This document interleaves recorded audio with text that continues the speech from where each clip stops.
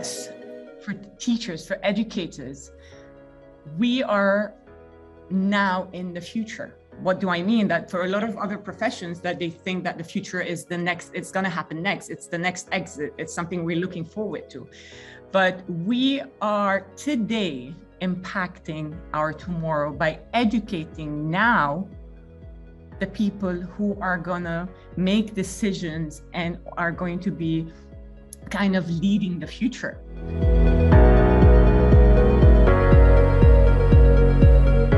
Kids are good when you ask them what is osmosis, what is, it's easy for them to come up because they have sort of, they can recollect from memory. But if you give them a setup and tell them to identify by way of evidence what osmosis is, it's a much more deeper approach of learning. And we realize that it's difficult for some students to understand that because of the kind of learning approaches that we have. But if we develop these, as I've hinted here, we can be able to develop that mindset of kids to develop disciplined minds. Also utilize open book quizzes. I always say that if your questions can be Googled to find answers, you are not harnessing a disciplined mind.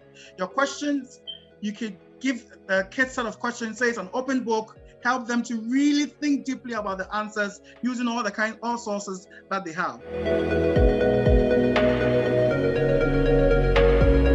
People often believe that you forget things over time.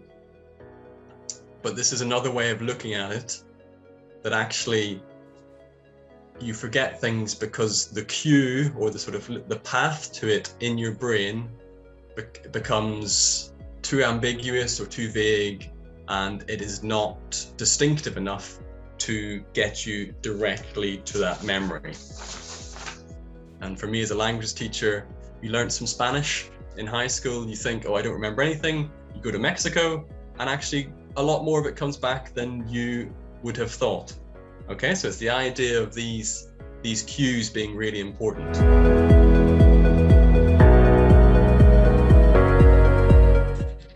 The vision of the school is shared by all, from the senior management team through to the support staff to the students. Everyone knows what the goals are. Everyone knows what the goals and how they relate to the achievement of the school's vision.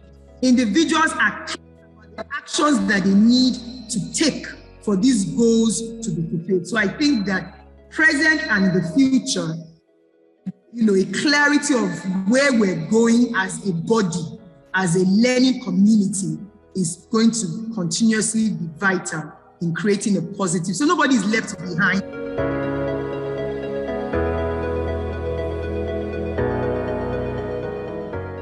This ongoing COVID pandemic has caused a significant disruption in teaching and learning worldwide. We cannot disagree with that. Throughout this pandemic, we all have seen that technology has played a crucial role in helping students and teachers to stay connected, interested, and motivated. And we are forced to reimagine and reconstruct our pedagogical practices.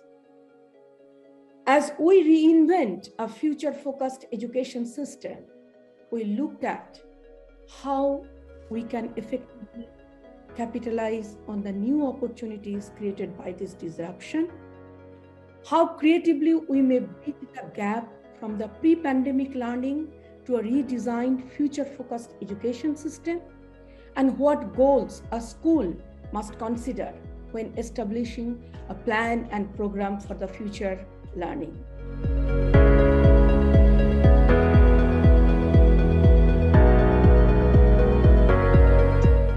But for me, planning, it's a working backwards document. And so often people think about what the children, they think about, right, I want to teach this, and I'm going to teach this, and I'm going to teach this. But what they forget to do is think backwards. What is it that the children need to learn by the end of your unit? What do you need them to grasp? Because if you start with that backwards point, everything that you do from that point will ensure that it's purposeful, your lessons are progressive, and your lessons are feeding into that end point.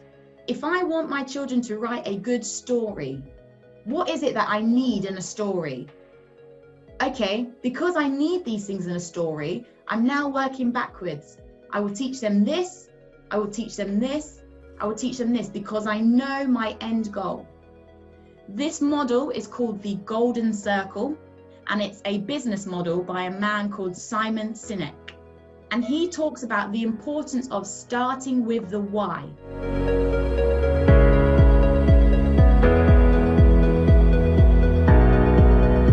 When lockdown came along, I'm sure when people initially thought about teaching online, or maybe non-teachers, this is how they picture online teaching to be. You know, a nice working computer with an internet connection, and you know, students all eager to learn, and students, you know, answering questions and things going swimmingly. But we know in reality that doesn't always happen. For some people, I'm sure some people felt like this, you know, really trapped, not knowing maybe what to do, maybe getting stuck on certain parts of technology. I know some teachers that were very confident, I know felt like this, like they could do anything at all. They felt they could assess their students, they felt they could do extra classes. Some people felt really empowered. I know a lot of the time I felt like this, definitely. A lot of the time students were not muting their mics. I couldn't assess students. I had a lot of issues. Students weren't attending. So I felt like this a lot of the time. And finally, I'm sure by the time we'd been teaching for a few months online, I'm sure all of us could probably see like this. And we probably felt really integrated within the computer itself. Yeah. This is something from the UK government. This is something they said, which was during the spring and summer 2020 terms, teaching and learning was largely remote. Despite their best efforts, many schools and colleges often did not provide as effective teaching as they would have done under normal circumstances. The amount of work provided to students was in many cases less compared with normal, and pedagogy was often less effective. And for me, that last line is the key one. The pedagogy was less effective. We know even students, when they access online materials, they can access, some students can access it. However, what is the quality of that provision for students? How much can we assess students? How much can we engage them?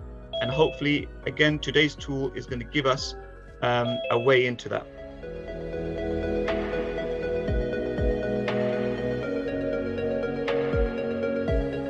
Data is key, and I always say data is king. Data is key to the continuous improvement. The improvement cycle I have shown you, data is very key. Without the data, it's very difficult to measure improvement over time. We as educators have to maximize the use of data. When I used to be a head of maths many years ago in a school in UK, when the exam results come in and they came in, our head teacher would pass the data of our departments to us, and my colleagues, the heads of departments, will have all their data and tell you how much value you added to each child. They could measure exactly where the child was. We call it the prior attainment. The prior attainment. Where was the child when he came to our school? He spent 5 years in our school. What was the outcome at the other end, at the checkout? How much value have we added to the child? So the government measures the value added school by school. The head teacher takes the data and also measures it department by department according to the subject. I have to take it and now work it out teacher by teacher in my department to know which teacher took which children and how much value did they add onto that child's learning journey.